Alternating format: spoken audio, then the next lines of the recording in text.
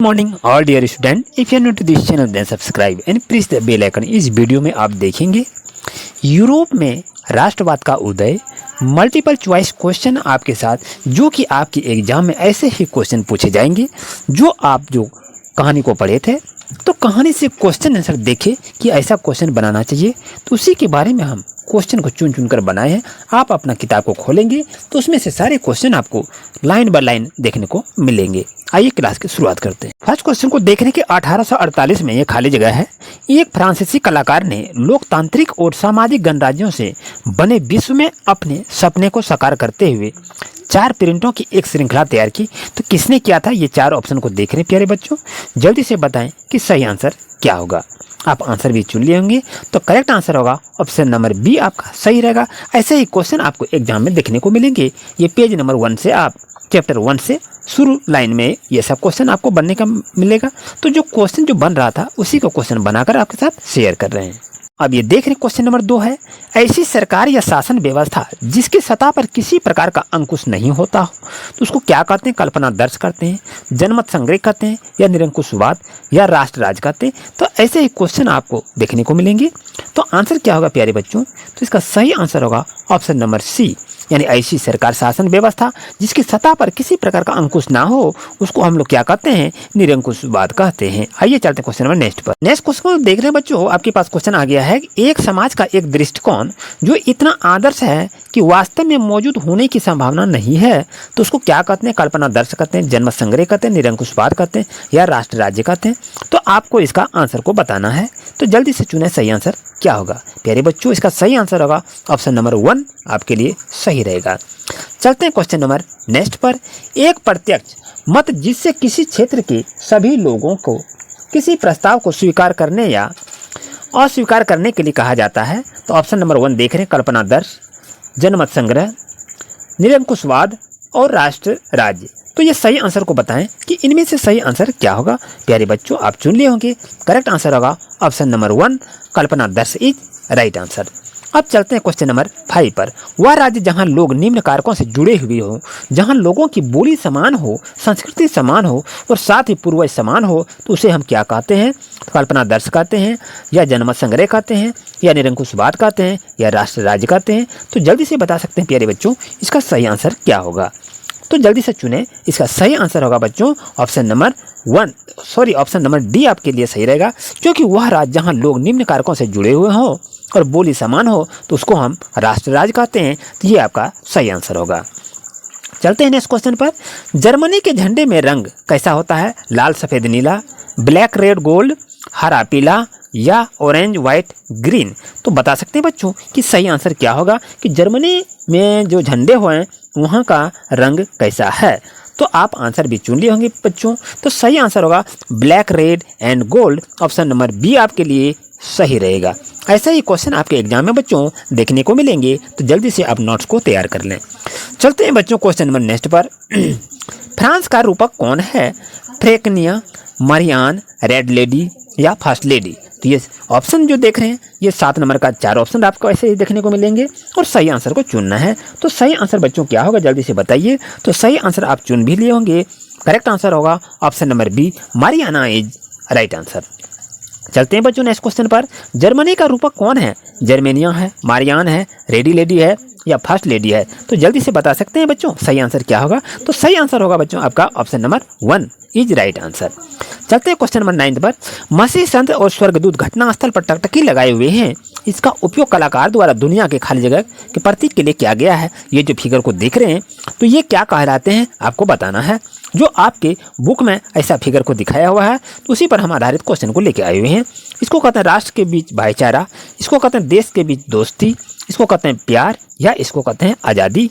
तो बता सकते हैं कि सही आंसर क्या होगा, तो जल्दी से बताइए प्यारे बच्चों। सही आंसर होगा ऑप्शन नंबर 1 आपके लिए सही रहेगा। चलिए क्वेश्चन नंबर 10 पर आते हैं कि राष्ट्रवाद की पहली स्पष्ट अभिव्यक्ति 1789 में क्रांति के साथ हुई थी। फ्रांसीसी, Germany, Bharat, America.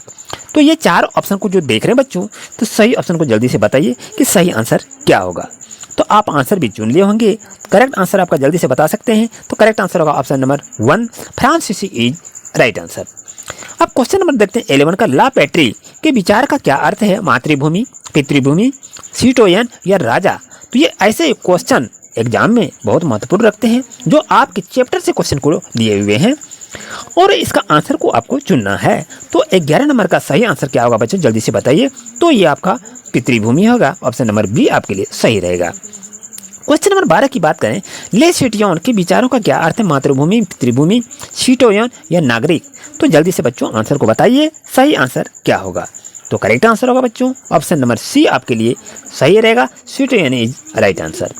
Question number 13 की जब बात करते हैं कि 1789 की फ्रांसीसी क्रांति के बाद निम्नलिखित में से कौन सा परिवर्तन आया। फ्रांस में फ्रेंच राष्ट्रीय भाषा बन जाती है, नया तिरंगा झंडा पेश किया गया है, स्टेट जनरल का नाम बदलकर नेशनल असेंबली रखा गया है, या उपरोक्त में से सही। तो बता सकते हैं कि सही आंसर इसमें क्या होगा। तो आंसर को चुने। बच्चों ध्यान रहे कि 1789 ईस्वी की फ्रांसीसी क्रांति के बाद निम्नलिखित में से कौन सा परिवर्तन हुए। तो इसमें भी परिवर्तन हुआ, नया झंडा का भी पेश किया गया और स्टेट जनरल का नाम बदलकर असेंबली रखा गया। तो उपरोक्त ऑप्शन नंबर डी आपके लिए सही रहेगा। चलते हैं क्वेश्चन नंबर नेक्स्ट पर कि 1789 की फ्रांसीसी क्रांति के दौरान फ्रांस का राजा कौन था, Louis 16, Frederick Engel, Karl Marx या विक्टर इमैनुअल II। तो बच्चों प्यारे जल्दी से बता सकते हैं सही आंसर क्या होगा। तो इसका सही आंसर होगा ऑप्शन नंबर ए आपके लिए सही और लुईस 16 इज राइट आंसर। चलते क्वेश्चन नंबर 15 पर कि क्रांतिकारियों ने आगे की घोषणा की एक नई तानाशाही से लोगों को मुक्त कराने का मिशन और फ्रांसीसी राष्ट्र की नियति थी। Option number Bharat, America, Europe, रूस। तो बच्चों जल्दी से बताइए सही आंसर। आपका आंसर होगा बच्चों option number C, Europe is right answer. अब चलते क्वेश्चन नंबर 16 में कि 1804 का नागरिक संहिता किसने पेश किया था, लुईस 16 ने, नेपोलियन बोनापार्ट ने या ड्यूक मैट्रिक ने या कार्ल मार्कस ने। तो बता सकते हैं सही आंसर क्या होगा। तो सही आंसर आपके लिए होगा option number B, Napoleon Bonaparte is right answer, जो कि 1804 का नागरिक संहिता पेश किया था। अब चलते हैं क्वेश्चन नंबर 17 पर। नेपोलियन बोनापार्ट के नियम का दोष क्या था, उसने टैक्स बढ़ा दिया, सेंसरशिप लगाई गई, फ्रेंच सेनाओं में शामिल होने के लिए मजबूर किया या उपरोक्त सभी। तो बताएं सही आंसर चुनें। तो प्यारे बच्चों सही आंसर होगा उपरोक्त में से सभी, क्योंकि नेपोलियन बोनापार्ट के नियम का जो दोष हैं ये भी है, ये भी है और ये भी है। तो आपके लिए ऑप्शन नंबर डी सर्वप्रथम सही रहेगा। आइए 18 नंबर में, नेपोलियन ने नेपोलियन कोड कब पेश किया था। ये इंपॉर्टेंट क्वेश्चन है, आपके एग्जाम में पूछे जाएंगे। नेपोलियन ने नेपोलियन कोड कब पेश किया था, 1789 में, 1804 में, 1815 में या 1947 में। तो सही आंसर क्या होगा बच्चों, सही आंसर होगा ऑप्शन नंबर कौन सा, देखें जल्दी से, ऑप्शन नंबर बी आपके लिए सही रहेगा 1804। चलिए क्वेश्चन नंबर 19 पर, कब यूरोपीय शक्ति से नेपोलियन हार गया था, 1800 में, 1789 में, 1815 में या 1830 में। तो बच्चों सही आंसर होगा option number C, 1815 is right answer. चलते हैं क्वेश्चन नंबर बच्चों नेक्स्ट पर। वीडियो अगर अच्छा लग रहा है तो लाइक अवश्य कीजिए, चैनल को सब्सक्राइब करके आप कमेंट जरूर करें कि आपको और कैसा क्वेश्चन चाहिए। 20 नंबर क्वेश्चन की बात करें, उस लड़ाई का नाम बताइए जहां यूरोपीय शक्ति में नेपोलियन बोनापार्ट की हार हुई थी। तो लिप्जिंग की लड़ाई, प्लासी की लड़ाई या वाटरलू की लड़ाई या ओटोगन साम्राज्य की लड़ाई। तो ये 4 ऑप्शन देख रहे हैं और जल्दी से आंसर को बताएं।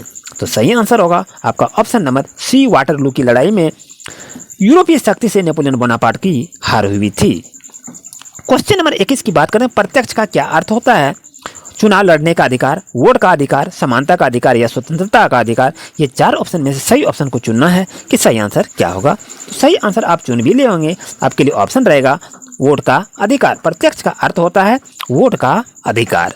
अब चलते हैं क्वेश्चन नंबर नेक्स्ट पर, जो आपके सामने में आ गया। एले को मापने के लिए इस्तेमाल की जाने वाली इकाई क्या है, शरीर की ऊंचाई, वजन, कपड़ा या भूमि का क्षेत्रफल। तो बच्चों आंसर क्या होगा, सही आंसर होगा कपड़ा नापने के लिए, एले को मापने के लिए इस्तेमाल की जाने वाली इकाई को कहते हैं। 23 नंबर क्वेश्चन को देख रहे हैं कि जोलवरीन का गठन कब किया गया था, 1834 में, 1815 में, 1832 में या 1889 में से। तो सही आंसर को चुने क्या होगा।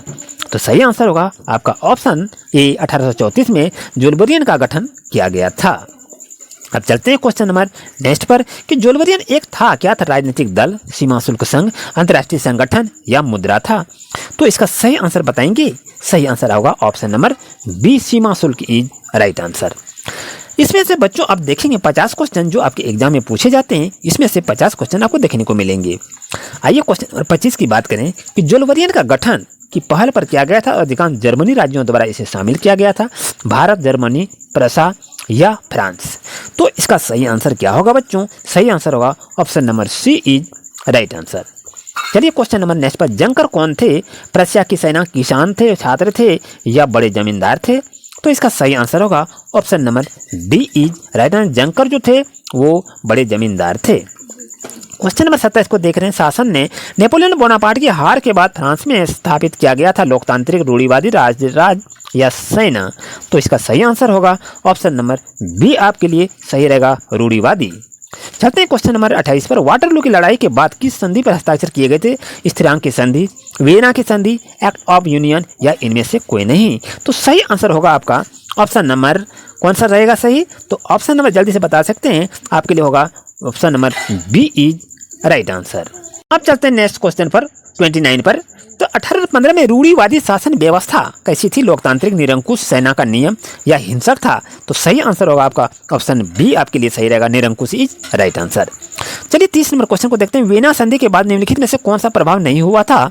बोरबन राजवंश को बहाल किया गया था, 39 का जर्मन परिसंघ बदल दिया गया था, या फ्रांस ने उन क्षेत्रों को खो दिया था जो नेपोलियन के अधीन थे, या रूस को पोलैंड मिला था? तो सही आंसर बताएं बच्चों, सही आंसर क्या होगा? आपके लिए सही आंसर होगा ऑप्शन नंबर बी सही रहेगा। चलते हैं क्वेश्चन नंबर नेक्स्ट पर, कि खाली जगह है, यूसेफ माजविनी को हमारे सामाजिक व्यवस्था का सबसे खतरनाक दुश्मन बताया था? ऑप्शन है lord Byron, Otto von Bismarck, duke Metternich या कैंसर विलियम वन? तो सही आंसर क्या होगा? जल्दी से बताएं कि सही आंसर आप चुन लिए होंगे, तो करेक्ट आंसर होगा option number C is right answer. आप देख रहे हैं क्वेश्चन आपका इंतजार कर रहा है, कब कैंसर विलियम, ये देखिए ऑप्शन आपके पास है, क्वेश्चन है कब कैंसर विलियम को जर्मनी का राजा घोषित किया गया था? 1871, 1861, 1947 या 1815 में? तो जल्दी से बताएं सही आंसर क्या होगा? आपके लिए ऑप्शन रहेगा option number A 1871 right answer. Next question को देख रहे हैं कि इतावली क्रांतिकारी यूसेफ मैजनी 1807 में पैदा हुआ था, फ्रांस में, मध्य एशिया में, जेनोवा में या रूसी में? तो इसका सही आंसर होगा आपका ऑप्शन नंबर सी आपका सही रहेगा। ये इंपॉर्टेंट क्वेश्चन है बच्चों, ध्यान रहे। 34 नंबर क्वेश्चन को बात करें, एक राजनीतिक दर्शन हैजिस ने परंपरा, स्थापित संस्थानों और रीति रिवाजों के महत्व पर जोर दिया और त्वरित परिवर्तन के क्रमिक विकास को प्राथमिकता दी। वो लोकतंत्र है, सेना का नियम, रूढ़िवाद या राष्ट्र राज्य? तो सही आंसर को बता सकते हैं क्या होगा? तो ऑप्शन नंबर आपके लिए सी रहेगा, रूढ़िवादी राइट आंसर। अब चलते हैं क्वेश्चन नंबर 35 पर, यंग इटली और यंग यूरोप के संस्थापक कौन थे? कैसर William one, Duke मैटनिक, Joseph Mazzini या ओटोमन बिस्मार्क? तो सही आंसर को चुने बच्चों, ये आपके लिए महत्वपूर्ण है, जल्दी से बताएं क्या आंसर होगा? तो ऑप्शन सी आपके लिए सही रहेगा।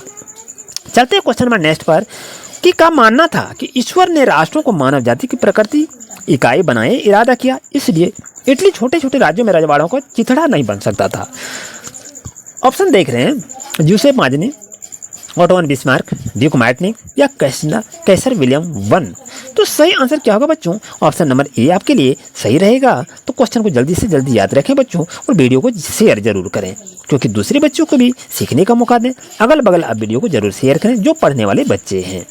37 नंबर क्वेश्चन को देख रहे हैं, किसको यूरोपियन सभ्यता का पालना कहा जाता था? फ्रांस, यूनान, जर्मनी, इटालियन को? तो आंसर आपका होगा, सही से चुनेंगे, सही आंसर होगा आपका option number B is right answer, Yunan is correct. चलते हैं बच्चों क्वेश्चन नंबर 38 पर। 38 क्वेश्चन का, जब फ्रांस छिकता है तो शेष यूरोप ठंड पकड़ लेता है, एक बार की टिप्पणी करता है तो Yusuf माजनी, Ottoman Bismarck, duke Metternich या कैसर विलियम वन? तो इसमें से आपको आंसर को चुनना है, तो करेक्ट आंसर क्या होगा? ऑप्शन नंबर सी आपके लिए सही रहेगा।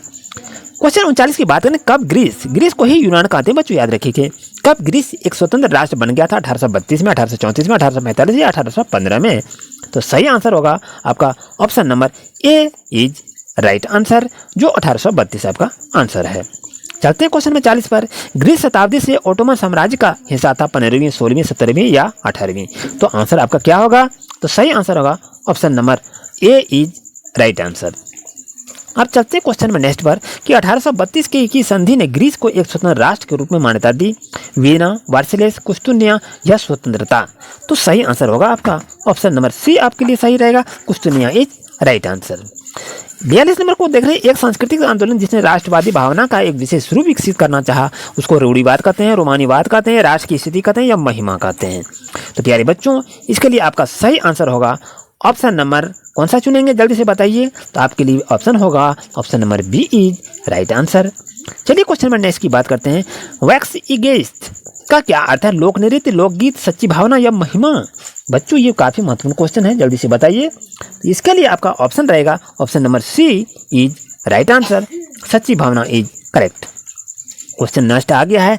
लिंग, सामाजिक, आर्थिक और राजनीतिक समानता के विश्वास के आधार पर महिलाओं के अधिकारों और हितों के बारे में जागरूकता के रूप में जाना जाता है, तो उसको हम क्या कहते हैं? आप जान रहे हैं, महिला सशक्तिकरण, समानता, दासखंड या नारीवादी।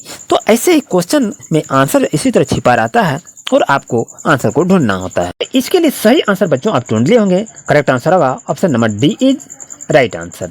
चलिए क्वेश्चन नंबर नेक्स्ट पर आ चुके हैं कि सार्डिनिया पिडामेंट का शासक कौन था? Duke Metternich, kaiser William 1, king Victor Emmanuel या ओटो वन बिस्मार्क।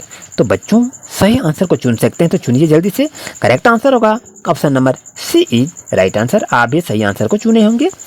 आइए क्वेश्चन की शुरुआत करते हैं। मैं प्रासाद के राजा विलियम 1 को वर्साय में आयोजित एक समारोह में जर्मन सम्राट घोषित किया गया था।